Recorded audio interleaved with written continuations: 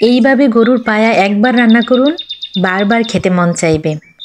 অসাধারণ লাগে খেতে। আসসালামু আলাইকুম এভরিওয়ান। আজকে আমি আপনাদের খুব সহজ উপায়ে দেখাবো কিভাবে গরুর পায়া রান্না করবেন। চলুন শুরু করা যাক। সর্বপ্রথম আমি এখানে দিয়ে দেব 1 কাপ পরিমাণ তেল।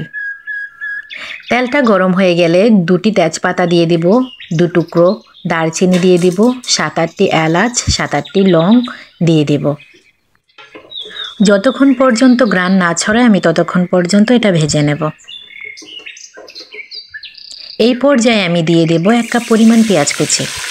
পেঁয়াজ কুচিগুলো ব্রাউন কালার করে নেব।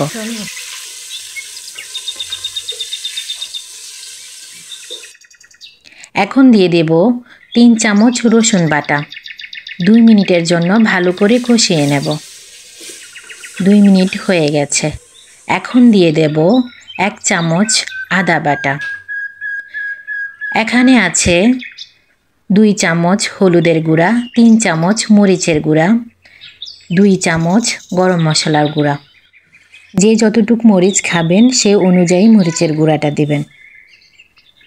এই পর্যায়ে আমি অ্যাড করব 2 কাপ পরিমাণ গরম পানি, যেন মশলাটা পুড়ে না যায়।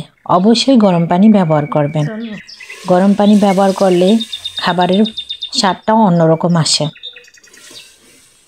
মশলাটা 5 মিনিট ধরে ভালো করে কষিয়ে নেব।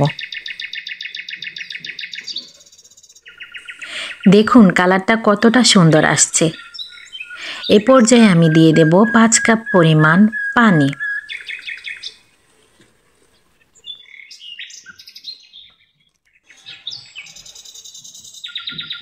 অফ ক্যামেরা স্বাদমতো লবণ দিয়েছি।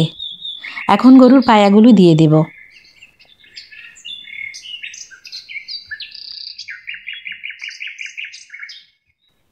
এখন আমি 1 ঘন্টার জন্য ঢাকনা দিয়ে ঢেকে দেব। অবশ্যই 1 ঘন্টা সময় লাগবে। 1 ঘন্টার কম সময়ে এটা সিদ্ধ হবে না। 1 ঘন্টা হয়ে গেছে, আমি এটা উঠিয়ে নেব। কালারটা দেখে বুঝুন খাবারটা কতটা মজা ও ইয়ামি হতে পারে। ভিডিওটি যদি আপনাদের ভালো লেগে থাকে তাহলে অবশ্যই আমার চ্যানেলটি সাবস্ক্রাইব করবেন এবং ফেসবুক পেজটি ফলো রাখবেন। আজকে এই পর্যন্ত। আল্লাহ হাফেজ।